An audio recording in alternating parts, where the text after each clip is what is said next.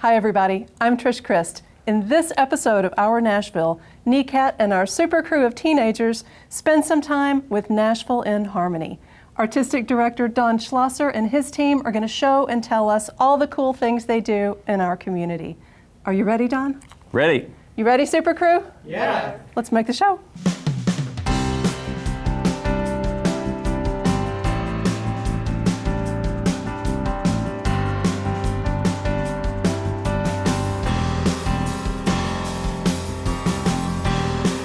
It's our Nashville. It's our Nashville. Es nuestro Nashville. It's our Nashville. We all know how to talk about our organization during meetings, but what about the chance encounter of a lifetime? You never know who may share your next elevator, notice your logo on a notebook or a tote bag, and ask what you do. What's the clearest, most persuasive thing you can say in a short elevator ride? Nashville in Harmony uses music to build community and create social change. So we're a community chorus that represents the entire gender spectrum and orientation spectrum that's making a difference in our community. Don, I'm so happy to have you here with us talking about Nashville in Harmony. We're happy to be here. Thank you so much for the invitation. I've got a lot of questions for you, so I'm just going to jump in with maybe the most obvious one. Excellent. What's the purpose of Nashville in Harmony? Well, we have basically a threefold purpose. We're using music to build community and create social change. So we're trying to be the best musical arts organization we can, but at the same time for the purpose of building a community internally and building our community out yet larger, and then to change the community that we live in. Very nice. You've been around quite a while, I think. Tell me, what year did you guys start? 2004, we started with a small group of, I think our first performance was 19 people. And we've grown over the years, sometimes almost unmanageably because it grew so fast. We tried to reach out in the community, and as we performed, people heard about us and saw us perform, and they wanted to be a part of what we were doing, and it became very exciting very fast. What are the logistics of joining Nashville in Harmony? Is it all ages? It is all ages. We try to represent the entire community. That's one of our goals, is to model the inclusive community that we want to see happen in the larger community. So we have an audition process. We call it a vocal interview because we don't want to scare people away by calling it an audition. So we call it a vocal interview, and basically we're just looking for people who have the minimal kind of music ability to be able to sing in tune and sing their own part independently. Most of the people that are in the group are not professionals. They're people who sang in high school or sang in college, and they're looking for an opportunity to sing again and looking for an opportunity to build a community and to make a difference in the community. How many folks are we talking about? How large is Nashville in Harmony presently? We have grown to as many as 140. Wow. We're singing now with about 112. We usually start the season with about 130, and by the time we just have natural attrition, by the time we do one of our main stage shows, we're usually around 112 singers. So it's a good group, a broad cross-section of the community, and we can make a big sound. I bet you. I've heard you. You can make a big, wonderful sound. So if we're talking 115, 120, 130 people, that's a lot of logistics to take into account. It is a lot of logistics. It's a lot of work. We have a very good leadership. We have a board, of course, because we're a nonprofit. So we have a board, and we have people who are passionate about it. It just amazes me that the amount of work that people do on behalf of the organization for the sole reason that they are passionate about the work that we're doing together and about the mission that we share together. They're not getting any kind of reward from it other than the experience of doing it and the opportunity to contribute to something greater. And fun. And fun. It strikes me that Nashville in Harmony is a fun nonprofit. It's fun and it's significant because we are changing lives. People who are in the group talk about the way their lives have changed as a part of being in it, but we also recognize that we're changing the community that we live in and changing the demographic and changing attitudes and changing minds in our community. So those are things that are important to us, and we recognize that that's value that we're adding to the community. Definitely. Let's talk about these changes. So someone who has been involved in Nashville in Harmony for 1 season, 2 seasons, 15 seasons, however long it may be, what changes do you see in a person? A lot of people will join the chorus because they're looking for a place to sing. because they have sung in the past and they maybe Googled and found out that there was a chorus in town, and they will join. Once people get involved in that, they realize that we're not existing for the purpose of the music. What I say is that for every other arts organization in Nashville, I feel like their product is their music. That they exist because they're a string quartet, or they're a barbershop group, or they're a jazz group, and their music is their product. And for Nashville in Harmony, music is not our product. Community is our product, and music is our strategy. So once people become a part of what we're doing, and they become not just connected to the music, but when they become connected to the mission of what we're doing together, and everything relates to that mission, people talk about the way that they came into the group looking for a place to sing, but now they become passionate about the work that we're doing, and they see the value that we're adding to the community. So there are stories about people there was one gentleman who joined the group and has been singing with us for a while, and over this past summer, his son transitioned from male to female. And so he said, I joined this group because I wanted to sing, but now I see why I'm here, because I, as a parent now, need this community and can help my daughter in a way that I could never have if I hadn't been a part of this experience. That's fantastic. Yeah. Let's talk about the makeup of Nashville in Harmony, since you mentioned a father with a child who was transitioning. What kind of folks come together? We are lesbian, gay, bisexual, transgender, and allies. We used to use more often the terms LGBTQ, but we're finding as we grow into this and as new people join the chorus, we're finding that it's more difficult to label somebody with a single letter or add more letters to the alphabet to include more people. Sure. And we're seeing gender and we're seeing orientation as something that is a spectrum, more so than niches that you put people in. So we represent that complete spectrum. We have people on the complete spectrum of gender identity. We have people that are a complete spectrum of orientation. We have husbands and wives, we have gay couples, lesbian couples, we have people who have transitioned, and we have a lot of allies that are passionate about change and about standing alongside, being a part of justice issues. And we represent, as I mentioned, we represent the gamut of age and socioeconomic background. So we're trying to model this completely inclusive community. Harmony in your title is not just about vocal harmony. Not at all. That was intentional. Exactly. You're right. No, not a happy play on words there, an intentional play on words there. Absolutely.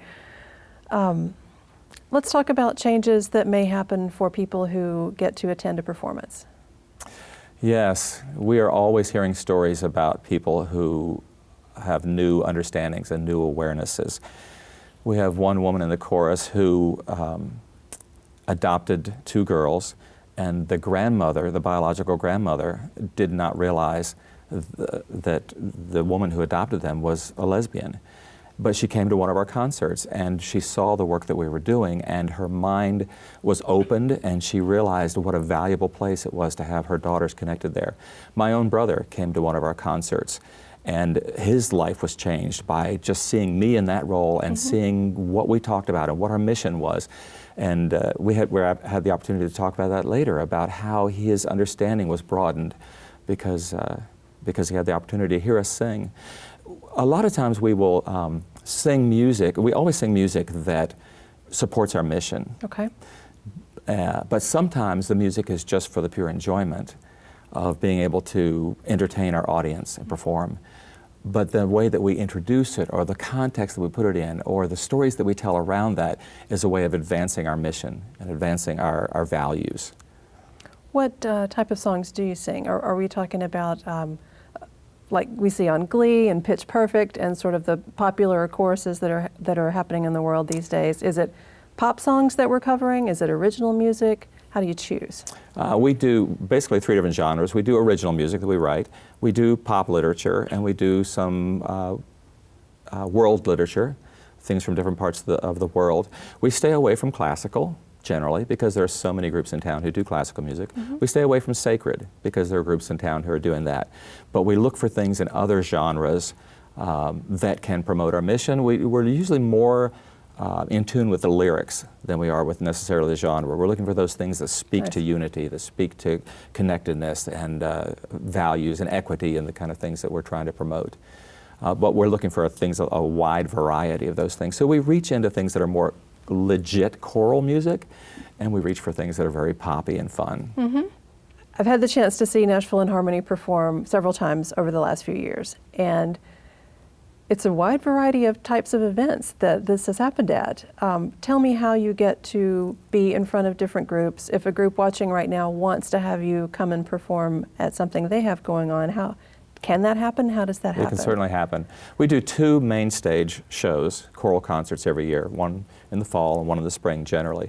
But throughout the year we'll do as many as 20 what we call outreach appearances, where we will sing for different kind of community events. Generally people come to us, they've heard us perform or they've heard about us, and so they would like to have that voice to be a part of what is going on. So people will contact us and invite us to sing for a variety of different things, and if it aligns with our mission, and if we're able to get people there for it, we would like to do that. We like to get out in the community. So we've sung for the Room in the Inn, and we've sung for the mayoral inauguration and the vice mayor's swearing in, and we've sung for various causes when there have been political things going on in the community. We've sung for that, but we've sung for Leadership Nashville, just a variety of causes, yeah. Sure. You said there's a wide variety of ages in the chorus. Do you also have a young person's group? We do. Tell me about that.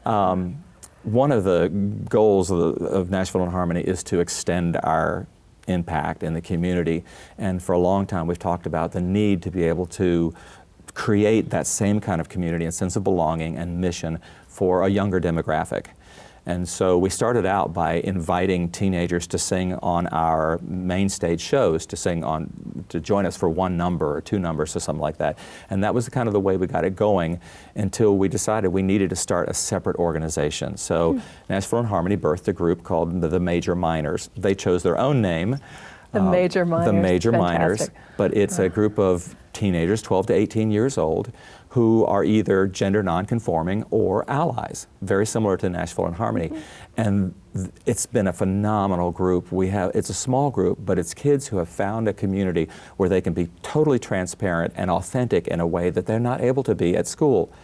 And in front of each other, they are completely accepted for who they are, wherever they fall. They're also teaching us about fluidity. That if somebody identifies one way one week and comes in the next rehearsal and says, well, now my name is this and my gender pronouns are these, and we say, welcome, we're glad to have you here. So they're able to experiment and experience acceptance as they figure out for themselves what it means to be authentic for who they are and to adopt their own personality and their own identity. Creating their identity and creating community while they do that. We've had the parents of those kids say that this has been a lifesaver, a literal lifesaver, as some of these kids were considering suicide and considering dropping out in different ways. But these kids have found a place where they're not just finding a place where they can sing, finding an opportunity to find their own voice and to share their voice, but an opportunity where they can create community while they do that. That has to make you feel wonderful. It's amazing, and at my age, it surprises me that I still have this opportunity to work with teenagers and have such an impact in their lives and give them the gift of finding their own voice and allow them to create, give them the opportunity to create community. It's very exciting, very rewarding. This is by far the greatest work I've ever done with Nashville in Harmony and the Major Minors. My name is Hannah Ruth Maharan, and I am in the Major Minors. I heard of the Major Minors through Franklin PFLAG. It's such a welcoming community and everyone is so nice and just kind, and I just felt like I fit right in, even though I'm really odd and weird. I've liked singing for a long time. My dad and my mom are both really good singers. My dad's in the symphony chorus, so I've been singing for a really long time, since I was a baby. I always got mad at my dad when he sang along with me because I want all the attention. When we do it right, it's just so beautiful. It can be it's just such a sensation. You feel like your whole body is just happy, or it can be heart-shattering. It's crazy what it can do to you when it's done really well. In Major Minors, we've had those moments where it just sounded so good. I felt like I was not in reality. It was this group is amazing. And there are little groups everywhere. There's little social sections. It's when everyone talks to each other, it's not tense or anything. There's not the higher ups and then the losers. It's we're all equal together and we're all friends. It's really nice. I would love for more people to join because it just means so much to everyone in the group. And I think it's a great experience. It's a great community to be in. And it honestly just made me feel better about myself and feel happier just to be in such a nice social environment where everyone cares about each other. It's a lot different from middle school. My name is Riley Engel, and what I do with Natural Harmony, I sing for the choir group, and I'm in the youth choir major minor. Well, we just sing, and then we have a little break in the middle of it, and then we talk about what we like and stuff, and we talk about random stuff, and I really love the rehearsals. Anything that they want us to sing, I always like, because it has a purpose and a meaning to me in the choir, so I'm always down for the songs. There are 3 different people that already are LGBTQ, people that can learn to accept it or already accept it, and then there's the people that will never get it. So it just depends on what audience we have. And I just like when we have audiences where they just cheer and we get a really nice applause at the end, and they actually get what we're singing about. I'm Mason Brown, and I am a tenor in the major minors. My mom found it, and when I went there, I didn't originally want to go, but I went there and I wanted to try something new. And I was like, wow, this is really amazing. And it's become my second family. I'm not the kind of person that likes to meet new people, but I'm gonna say if you don't like to meet new people, then this is the kind of group that you should go to, because there isn't a lot of people, but these people are going to be there and hold your back, and no matter what. I think it's eye-opening because you don't really see certainly at my school you don't really get to see that because everybody's in one certain mindset, and I feel my the things I agree with and believe in are the things that the people in major minors believe in.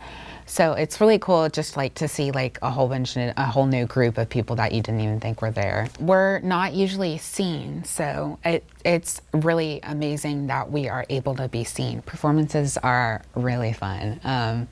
We get to go to different places around Tennessee. We just recently got to perform with Jen Out, the group from Washington, D.C. And it was a really cool experience. We did some scavenger hunts in Nashville. We went to Knoxville, and it was really fun. You have probably always been a musician. Am I right in guessing that? I am, yes, I have always been a musician.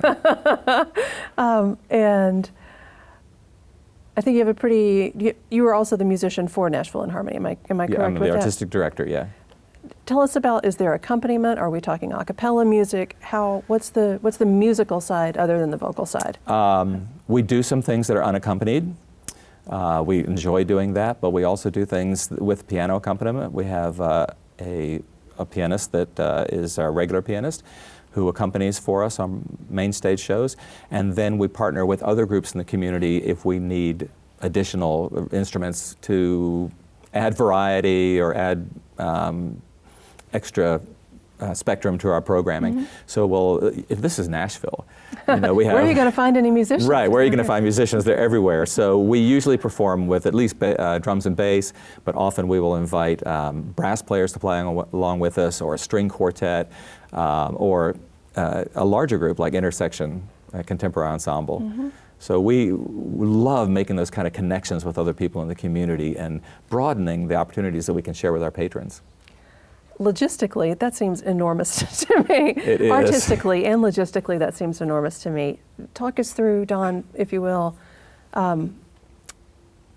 You've got a show coming up. Here's the piece of music we're going to start working on tonight. How does that happen? We usually work about 13 weeks in advance. So we have a committee of people together that help me choose the literature. We get a theme together for the show. We decide what it is we need to say to the community. And then we'll start about 13 weeks before the show, have a kickoff rehearsal where we introduce all the new music, and then we meet weekly, learning the music, polishing it, memorizing it. We always perform everything from memory. And we also provide opportunities or resources for the singers. We provide instrumental tracks so that they can listen to those in their car, and we actually go into the studio and we record the bass part and the tenor part and the soprano part so that they can listen to those individually and learn their part. Because we're talking about people who are not full-time musicians or professional musicians. We're talking about people who don't read music generally, but they need to hear it and rehearse it. So we're not the kind of organization that 2 weeks in advance, here's your program, let's go. It takes us a while to learn it and polish it. So that gives us an opportunity then, as we're working through the season, to do different kinds of things in the community. The other thing that's really valuable about that is because it is not our main stage shows, and it's not just our performances, whether they're in the community. That's not where we find our value. Is that I have to remember that every time we get together for a rehearsal, there's value there. They don't come because they're preparing for a concert. They come because that hour, or the 2 hours that we're together singing, they find community, and they can sing together, and they can say, what we're doing matters.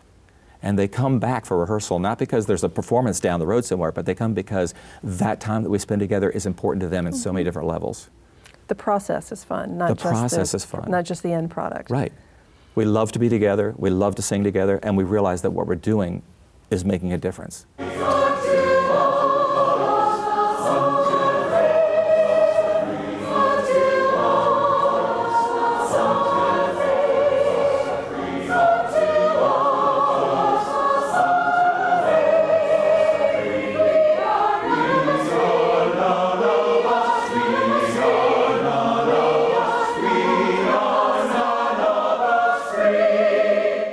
One of the things that I say is that if you want to, if you enjoy singing, find a choir. But if you want to change the world, join Nashville in Harmony. I love that. Wow. One of the things that we're doing to help create this community is forming a culture that the people recognize and want to be a part of. And a while back, some buzzwords I started using, they used to hear me say a lot, let's stand, let's sing, let's change the world. And that became kind of our buzzword, that we can stand shoulder to shoulder and use the music that we're learning together to change the world. We close every rehearsal with a quote from Margaret Mead, "Never doubt that a small group of thoughtful, committed people can change the world. Indeed, it is the only thing that ever has." We use that to close our rehearsals with the major minors and with Nashville in Harmony as a way, as you walk out the door, to remember that what we're doing has great value. That's awesome. It's sort of your namaste at the end of Exactly. at the end of the Exactly. experience. And they come to expect that, and they join in with me as I say that together. Lovely. What could someone watching you describe Nashville in Harmony right now do to further your endeavors? We, in addition to the singers that we have in the chorus, we also have a community of volunteers who help with us. We call them our fifth section because we have soprano, alto, tenor, and bass, and we have a fifth section that are volunteers. We're very grateful for their work, providing help with our concerts, being out in the lobby or backstage, or helping in a variety of ways. So that's always valuable. But we're also very dependent upon our patrons who come to see our programming, to bring their friends, to bring their family, to support us, to help us get our message advanced. So there's a variety of ways that people can just connect with us, and if people want to find out ways, they can find out on our website at nashvilleinharmony.org. And I'm sure you have social media, all different flavors. We do. Yes. You know, we have people who do a great job at that. I don't understand a lot of that, but we have people who can do that, and they do it well, and I'm grateful for that. Awesome.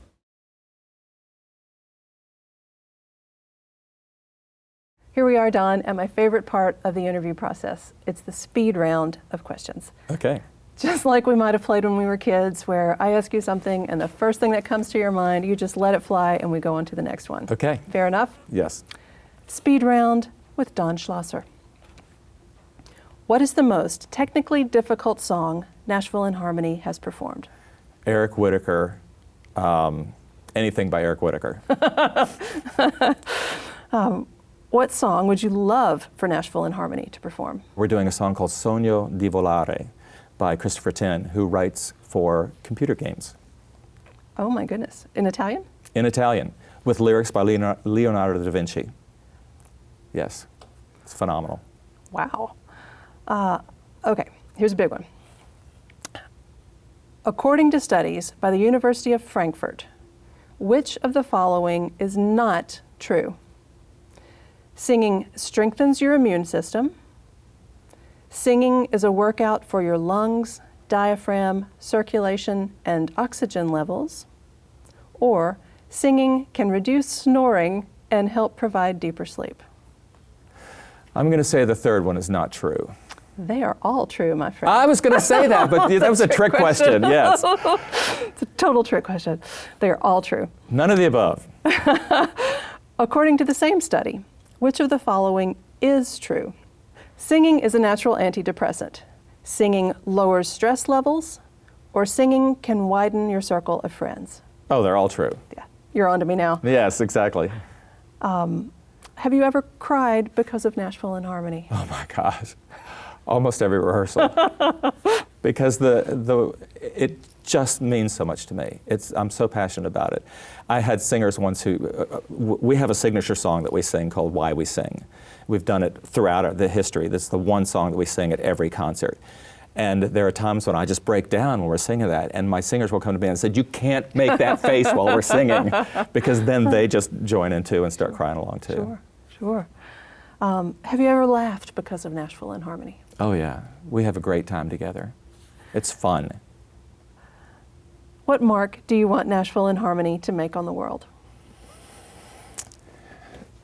That's interesting that you say that, because the one thing I think most about Nashville in Harmony is the opportunity to have a legacy, to make a mark on the community that makes the community more accepting of LGBTQ people and allies. That's why I do what I do. It's beautiful. My last question is a very easy one for you, Don. What is your website? NashvilleInHarmony.org. Thank you very much, Thank my you. friend. Appreciate it.